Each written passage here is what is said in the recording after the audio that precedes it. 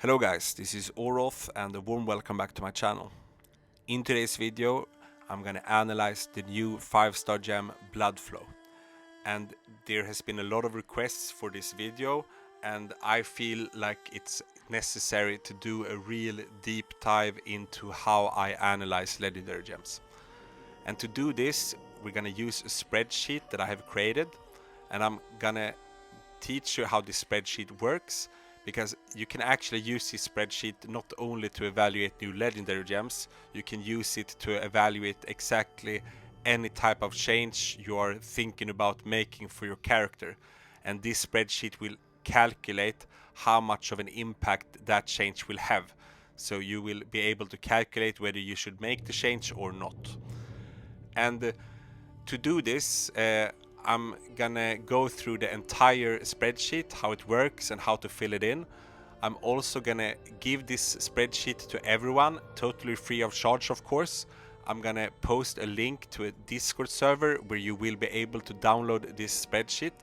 I will also give you my Discord username, so if you need any help or have any questions to get into that server, please feel free to contact me. And on top of that, I can also inform you that I have a membership feature on this channel. I do get a lot of questions, so I have created a members exclusive Discord server. If you become a member, you can also write to me on Discord and I will add you to that server. I will always prioritize to answer members, because I just don't have time to answer all the questions that I receive. So I try to give the best service to everyone, of course, but I will prioritize my members. On top of that, I can also inform you that I do one-on-one coaching sessions for an hourly rate. This is only if you're interested, of course. But in those sessions, I could help you to fill out this spreadsheet. I can help you to analyze your setup and set up long-term and short-term goals for your character. I also do live coaching for PvP. And on top of that, I also do gem fragment management. So if you need some help to navigate the gem fragment system to maximize your gem fragment gains, to unlock as many gem fragments as possible from your awakened 5-star gems, I can also help you with that. If you're interested in this, you can also reach out to me on Discord and I will give you more information and we can talk about it further. But let's now dive into this spreadsheet. I'm gonna explain to you how I evaluate gems and other changes by using this spreadsheet. So first of all, the spreadsheet is constructed in such a way that I will only insert numbers in the blue cells, and I'm gonna go through the entire spreadsheet with you to tell you what you have to fill in. And the spreadsheet is also divided into two different parts, because in Diablo Immortal, what I have done is that I have divided dealing damage into 20-second cycles, and those cycles will be divided into two phases. So we have phase 1, which will be the first part of a 20-second cycle, and then if we go down here a little bit in the spreadsheet, we can also see the second phase, which is the second part of a 20-second cycle. And the reason for this is that there are many effects that will only be active and affect your damage during the first phase that will not be active during the second phase. And when we are evaluating something, this is something we have to take into account, and we can learn a lot by constructing the spreadsheet this way. And after watching this video, hopefully you will learn a lot of new things and we will be able to make a lot of interesting conclusions. I understand that this might look a little bit daunting and that it's a little bit complicated if you're not used to Excel, but please bear with me and pay close attention, because hopefully I will be able to be as pedagogical as possible so that you will understand what you have to do. So let's dive into the spreadsheet, and let's first just go through it and how to fill it in, and I'm gonna explain to you what the different things are for as we get further and further into the tutorial here. So first of all, here in the B column you can see that it says item based damage, and as I've said, we only have to fill in the blue cells.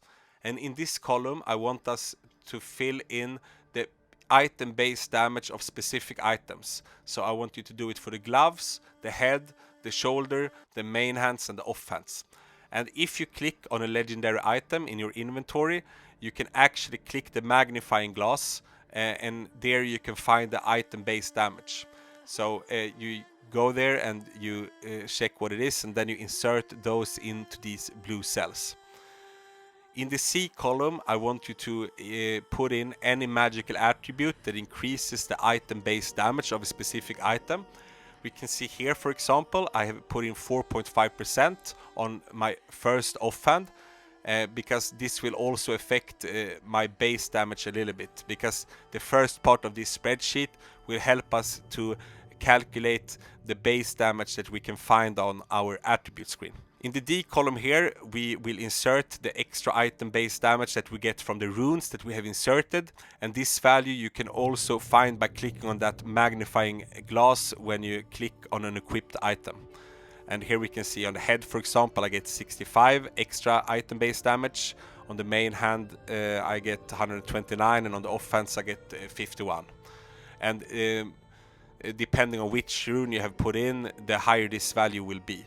I can also mention here before we move on that the item based damage is based on the difficulty you find the item in. So if you have a shoulder from Inferno 5, for example, it will have lower item based damage compared to a shoulder from Inferno 6. But let's move on and look at the E column here. Here we can see socket rank. And here I have to look at the total rank of my sockets that are equipped in my gloves. And in my case, I have 2 rank 8 gems and 1 rank 9 gems. And if I take 8 plus 8 plus 9, that becomes 25. So that's the value I will insert here. In the F column, I will put in the damage bonuses I get from the Paragon. And now I'm not talking about any damage modifiers, I'm just talking about the damage increase, the number of base damage you will gain. And in my case it's 8,760 right now. I also in the G column have to put in the damage bonus I get from the Legacy of the Horadrim, and in my case it's 244. In the H column I have to put in the intelligence or strength value of all of my items, and here we can see that in the necklace, for example, I have 1,267 intelligence, and you can see that some of the cells here are light blue.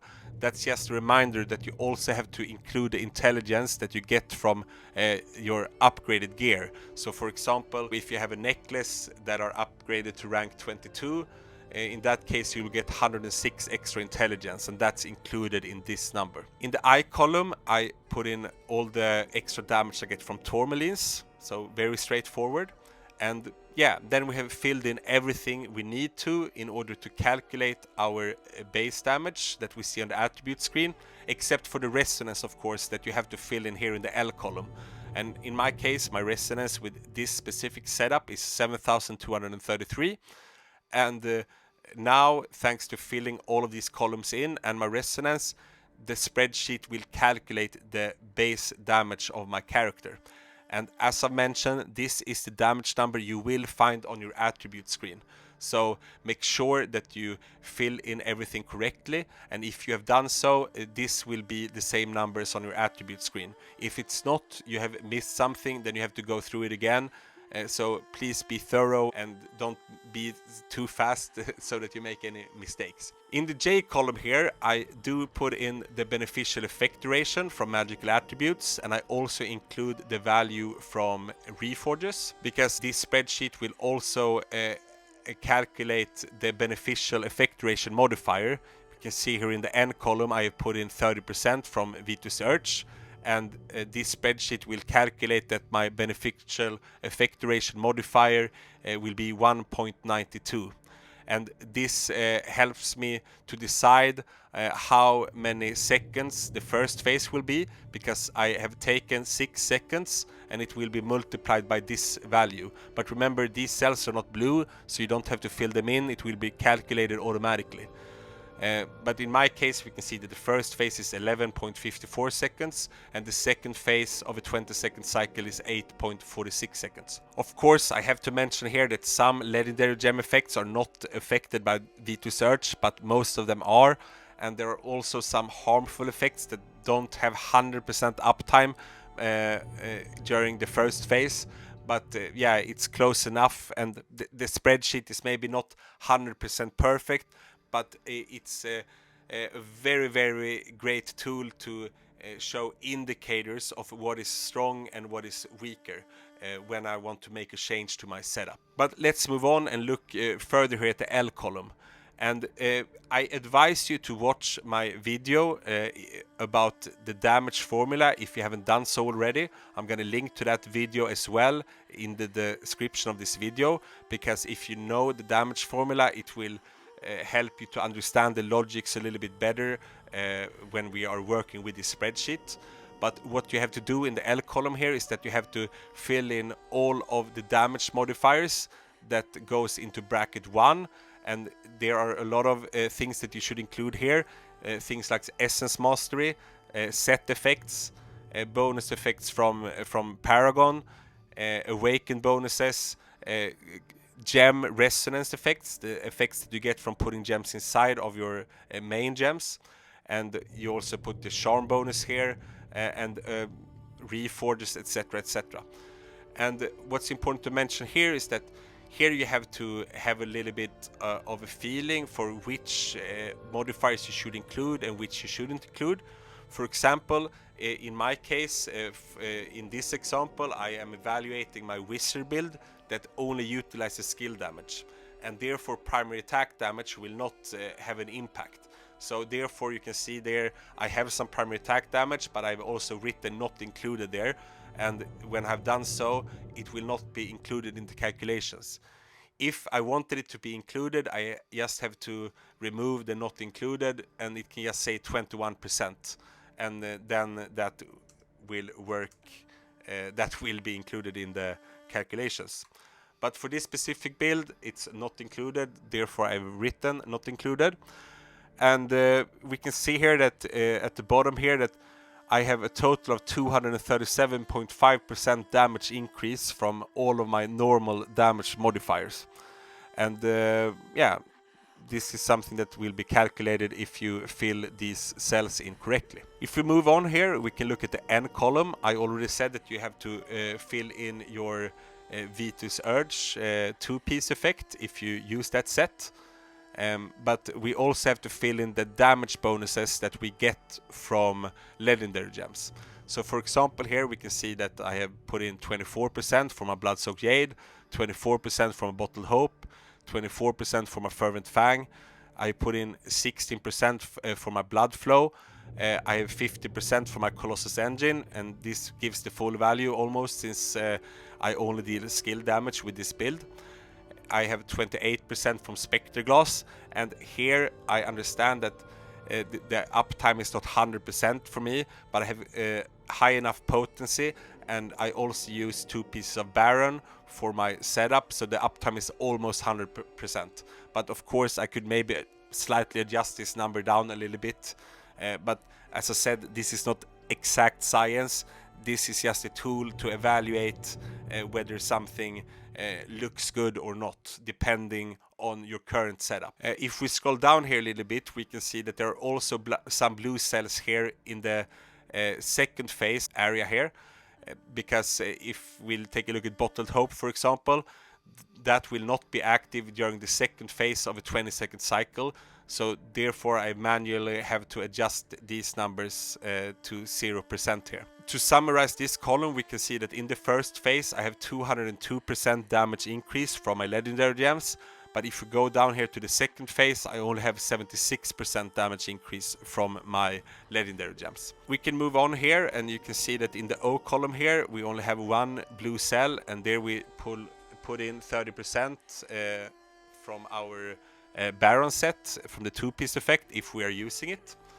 And if we move on here, we can see that in the P column we will fill in the harmful effect duration increase we get from potency, And to find this out, you can go to your attributes screen and you can click on potency, and you can see how much extra bonus you will get for the difficulty you are in. Here I can say that the rewards that you get from secondaries are diminishing. So as long as you have enough potency, there is a certain threshold. After that, it doesn't really matter if you put in more potency, it will not have any effect. So please keep that in mind.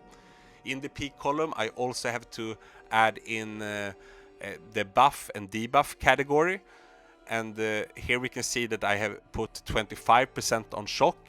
And here you can also see that the cell is light blue.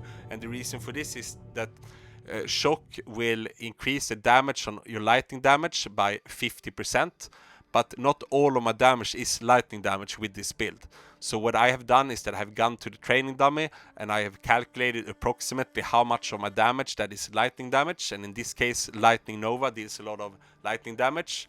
And I can see that maybe around 50% of the damage comes from my Lightning Nova. And therefore I will only add 50% of the buff value. So therefore it will be 25% in this case. If I would use a build with only lightning damage, in that case I would put the full value here at 50%. And yeah, so if you want to figure out what value you should put, in this case if we are looking at the shock, it only affects a certain amount of damage, so you can go to the training dummy and make the calculations for yourself. I've also put in here the strongest armor break that I have, which is from Lingering Wounds, and that will give me 38.8% increased damage. What's important to mention is that the shock effect will almost have 100% uptime thanks to the 2-piece of Baron and my potency, so I don't have to lower it further because of not having 100% uptime here in the first phase. We can also scroll down here and see that I had to remove the effect from Lingering Wounds in the second phase, because then it will not be active. And the total amount of damage increase I get from this category, the buff debuff category, or B3 or bracket 3 as I usually call it, is 63.8%. In the Q column there are 2 blue cells. If I'm using Mystery Elixir, I have to put in the value I get to harmful effect duration here. Let's try it out. If I put in 24% here from rank 10 Mystery Elixir, we can see now that in the R column I have something called head modifier. That means harmful effect duration modifier. When I have the Mystery Elixir equipped, the modifier will be 2.18, but if it's not equipped it will be 1.76. And if I apply a dot effect or any other type of harmful effect to a target, I can just multiply this modifier with the base duration to see what the new duration on that target will be. And yeah, this will be calculated automatically as long as you just fill in these columns correctly, so you don't have to fill anything manually into this cell here. Also in the Q column we have to fill in the bonus percentage to damage that we get from combat rating, and the maximum value you can get here is 11.3%. and yeah, this I also called bracket 4, and here it summarizes it to 11.3%. We can also see here in the S column I have something called CDR score. This is cooldown reduction score. For some builds, cooldown reduction is very, very important for your damage output. So for example, if you use a wizard spam build, if you have more cooldown reduction, you will be able to spam skills even more, which will increase your damage. The cap on cooldown reduction is 30%, and what I have done is that I've achieved this cap. So what I do is that I take 1 and I divide it by 0.7 to get this cooldown reduction score. And when I'm evaluating certain builds and the power of them, I will include this number into the calculations, and we will talk about how a little bit further into this video. What you also have to fill in this column are all the sources of crit chance. So for example, magical attributes, the set effects, any gem effects like Mother's Lament or Roiling Consequence, and yeah, you can see here that almost all of the cells are dark blue, but we also have a lighter blue here, which I call the highest buff, because not all sources of critical hit chance gives the full value. when you apply a critical hit chance buff, you can go to your attribute screen and see if it gives you the full value. If it gives you the full value, it will stack. So for example, Mother's Lament and Rolling Consequence, they will give you the full value and they stack, and magical attributes also stack, and most set effects also stacks. But there are some sources that doesn't stack because it doesn't give the flat value, and then you will only get some extra critical hit chance from your highest buff. So for example, if you're using the Harbinger Paragon tree that gives you 20% critical hit chance, and you're at the same time using 4 pieces of Gloomskite set that gives you 22.5% increased critical hit chance, you will only gain the bonus from the Gloomskite's price, and you will not get the full value, you will only get a fraction of it. So what you have to do is that you have to take all of your flat critical hit chance. Now in my case it's 103%, so to add a buff would actually not do anything because you can't go above 100%. But let's say that you have 75% critical hit chance, and then you apply a buff that gives you 20% increased critical hit chance, then you will actually only gain 20% of 25%. So you take your you take 100% and you subtract your flat critical hit chance, which in this case was 75%. What you have left is 25%, and you multiply that with the percentage of the buff, and the answer you get from that calculation is the value you put into this cell. So yeah, I hope that you understood what I mean here. If you want to dive deeper into how critical hit chance is calculated and how it stacks, I have also made a video on that topic that I will also link to in the description of this video. In the U column here, we can see that we have to fill in all of our critical hit damage sources.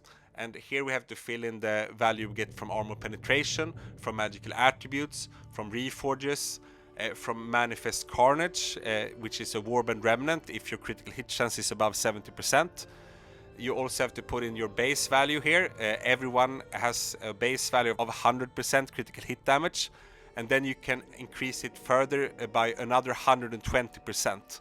It used to be 100%, but for PvE they have raised the cap to 120%. We can see here now that I also added the Blood Floe effect at 32%.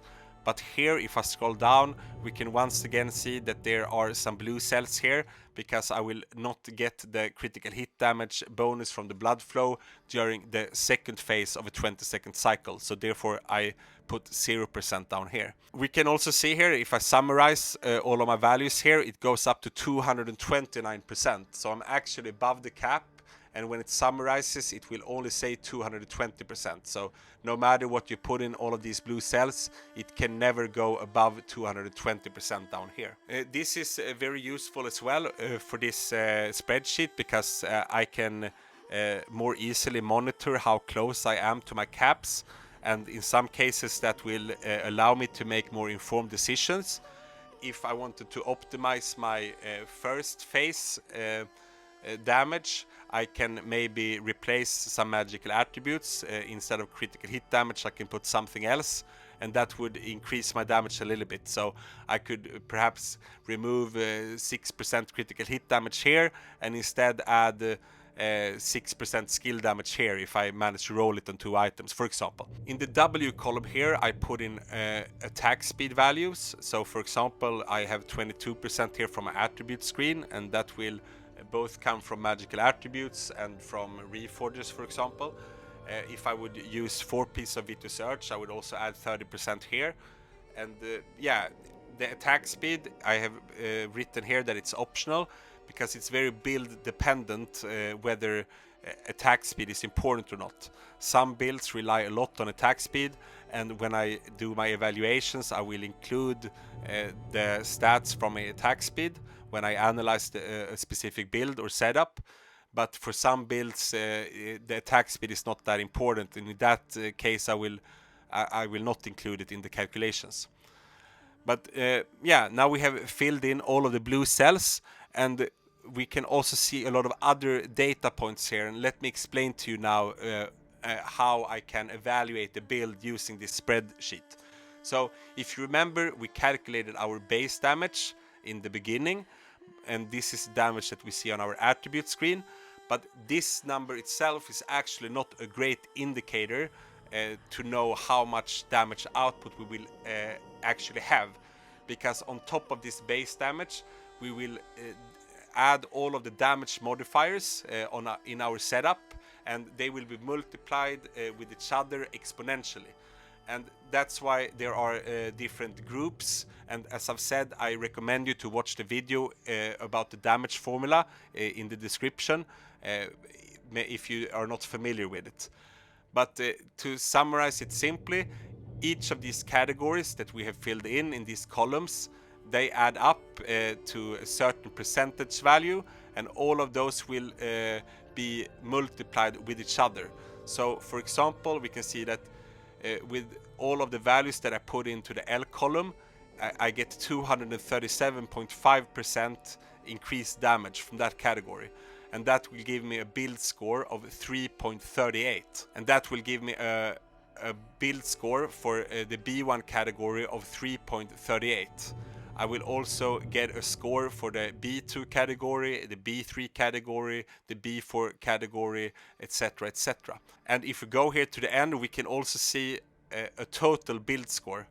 In my case here, in the first phase, it's 59.46, and if I would include attack speed, it's 72.54.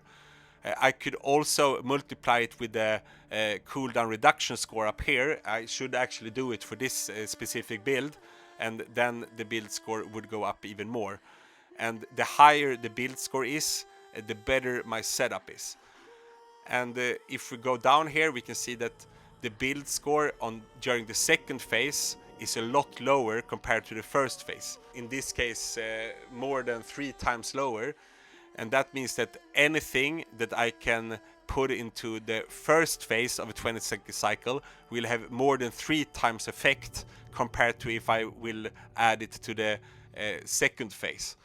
So that's very important to know as well when we are evaluating different legendary gems. If we go down here, we can see a combined score. So the total score over the whole cycle is 41.19 with this setup, and if I would include attack speed, it's 50.25.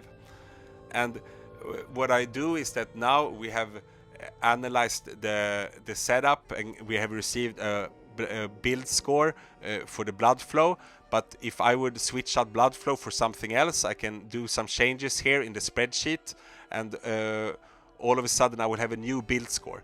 If the build score is higher, it means that I should make the change, but if it's lower, I shouldn't make the change. But we will do some alterations to showcase what I mean by this.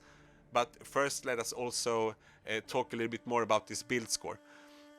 If we have the base damage that we see on our attribute screen, we can actually multiply it by the build score metric that we want to use.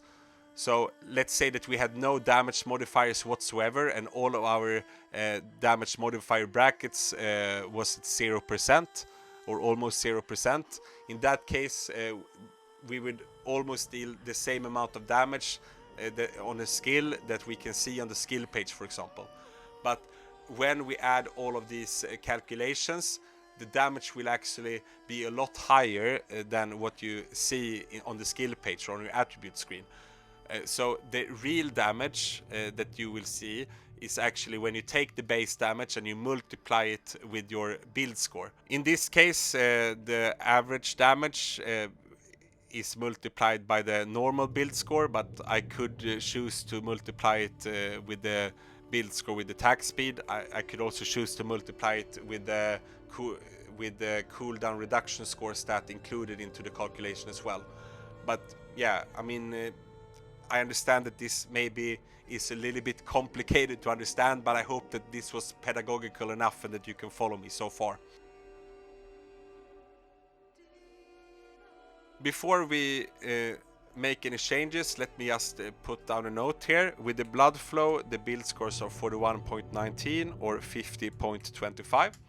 And now I'm gonna start making some changes. So first of all, I have to remove the critical hit damage bonus from Blood Floe. I have to remove the critical hit chance bonus from Blood Floe, and I also have to remove the damage increase I get from Blood Floe. On top of that, I also have to add a 24% damage increase from Pain Clasp, and I have to lower my resonance a little bit because I have a rank 7 Blood Floe with a 5 out of 5 quality, and that gives me 700 resonance. But if I use a rank 10 Pain Clasp instead, I will only get 300 resonance, so I have to lower my resonance by 400.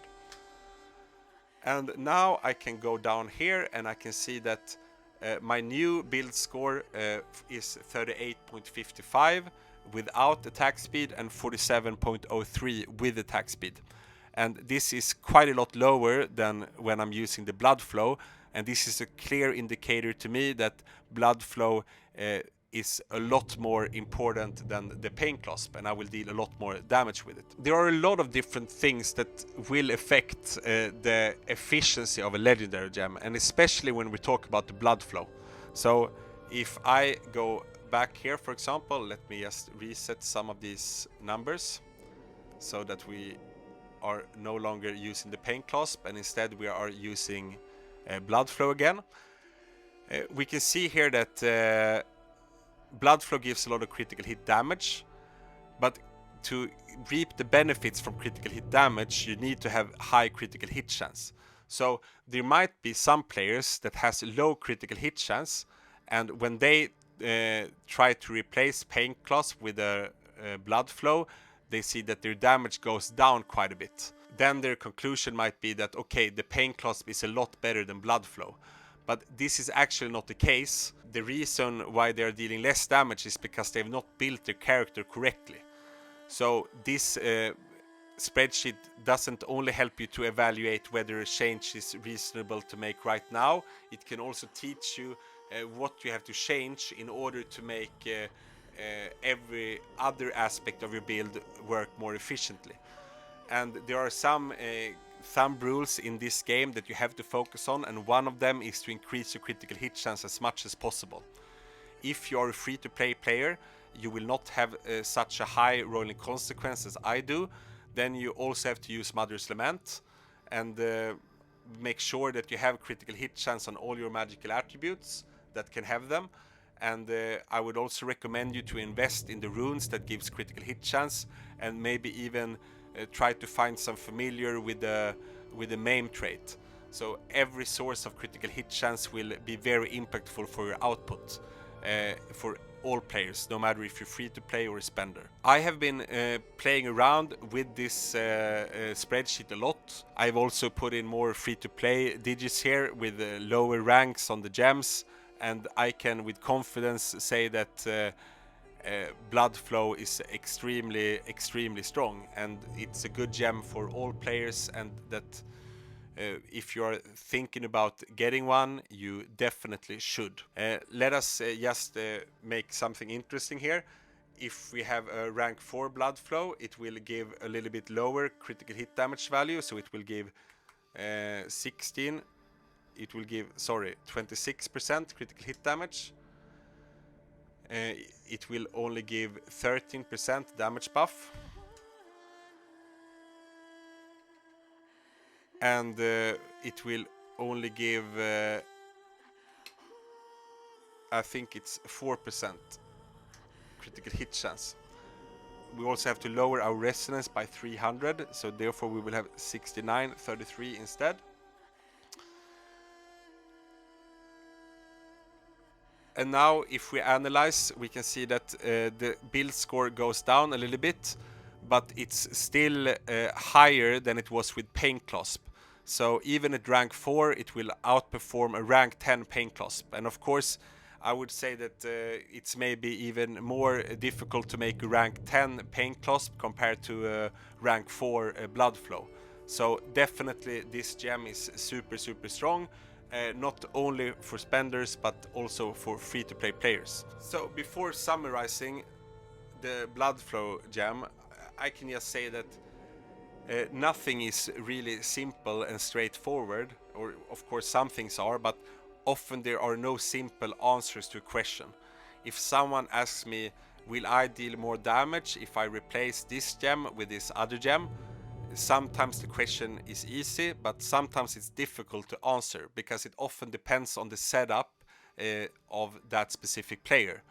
It's the same if you ask me if you should increase the attack speed or increase the damage increase. It depends on the build, it depends on the rest of your setup.